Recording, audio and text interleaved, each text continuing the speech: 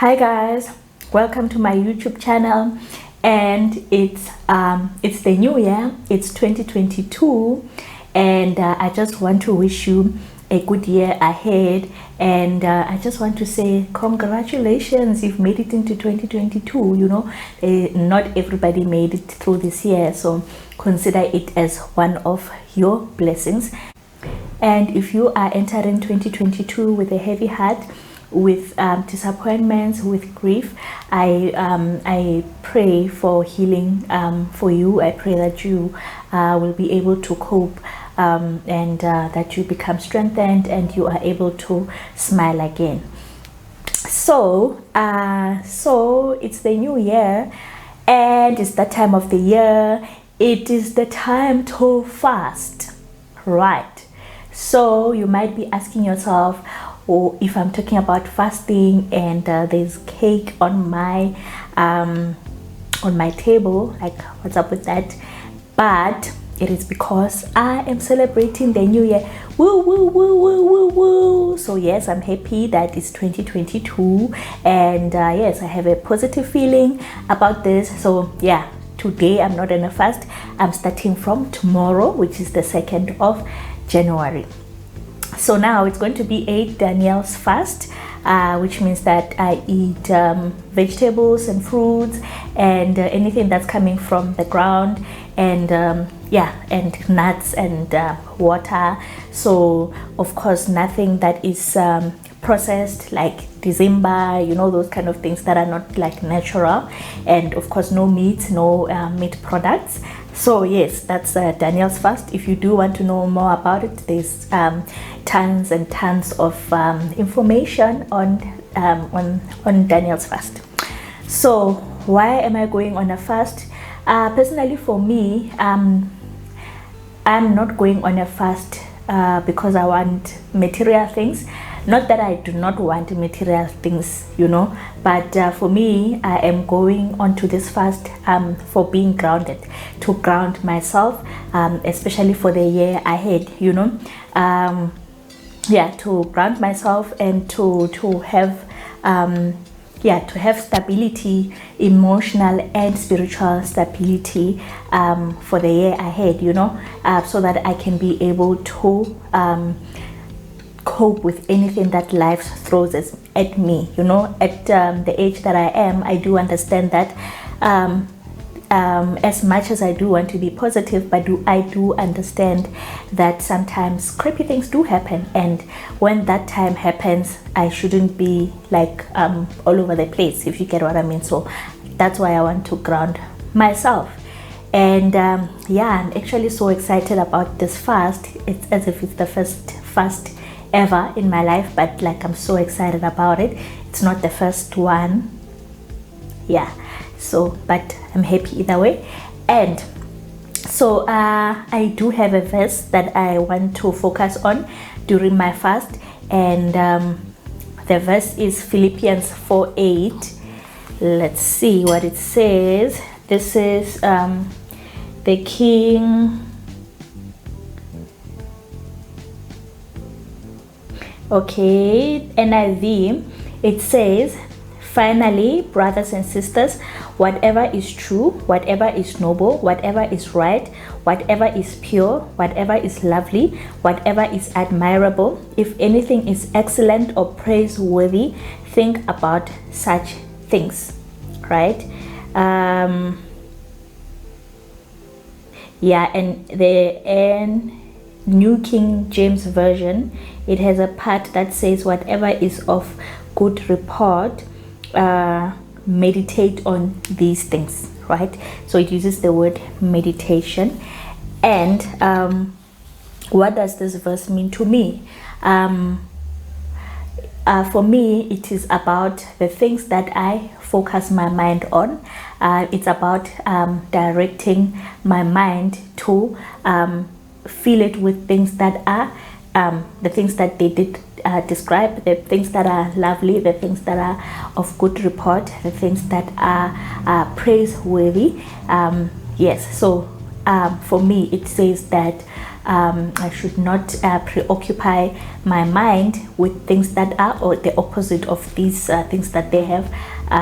The Bible has listed, right? So basically, I want to be that person that meditates on the good things rather than the negative parts of life. Okay, so why did I choose this verse? I chose this verse because I wanted to be one of those verses that directs my thinking, not only just for the period that I'm fasting. So I'll be fasting for from the 2nd of January up until the 31st of January. I think the month ends on the 31st, I'm not sure, but anyways, up until the end of January. So yeah, not just for now, but up until, like, actually for the rest of my life, you know. Not that I want to be in denial of the hardships that are present and the bad things that are going on around us. I just don't want it to be my focus. Yes, and not that I will not have trials and tribulation in my life, but I want to be able to focus on the blessings that I have. So why do I think that I should focus more on the things that are excellent, that are lovely, you know, according to that verse? It's because, number one, I want to enjoy my life to the fullest. I want to enjoy my blessings to the fullest, right? So just like any other person, I've got bad experiences, you know. I've got things that are not as I would like them to be, but at the same time, I've got many blessings. I've got good experiences, and there's things that are working my way, and sometimes even more than what I have expected. So I want to be able to enjoy those things that are my blessings. The only way for me to do that is for me to be able to give my attention to the things that are working well, to my blessings, instead of focusing on things that are not going well. Of course, that doesn't mean that I should never think about the things that are not going well, because I need to, so that I can have an idea on how to fix them, you know. But if there are things that are always occupying my mind, then I'm not able to enjoy my blessings, because my mind is not on my blessings. My mind are on my worries. So I want to change that so that I can fully enjoy my blessings and be blessed by the things that God has given me. The second thing is that I want to see the hand of God in my life more. And it's not that God is not present in my life, but the thing is, like I said from the first point, that my life is not perfect, but there are so many things that are blessings, and for me to be where I am right now is because of God's grace. I know that I don't have that much power over anything, you know. I don't have control of anything, you know. Of many things I don't have control of. So it means that if I am here today the way I am, it's because God's hand was on my life. It's because God saw it fit to bless me and to give me all the things that I do enjoy, you know. So obviously his hand is on my life, you know. But if I focus more on the things that went wrong, and I will not be able to see the hand of God a lot. If I am always thinking about the negative things, the things that didn't work, like if that is occupying my mind 90% of the time, and I complain a lot, what happens is that eventually I will lose confidence in God. But yet he has done so much for me, you know, even up until this point. And I know very well he's gonna do more things for me, but at this point in time, if I do not acknowledge what he has already done for me, then I will not be able to see his hand, and I will not be able to trust him, and I will not be able to have a better relationship with God, right? So yeah, and I will feel vulnerable, and I will feel fearful about the future. But because I know his hand is on my life and I have seen it, then I am able to have confidence that in the future God will be with me, and no matter what happens, he is with me all the time. I want to be able to enjoy and reciprocate love and kindness better.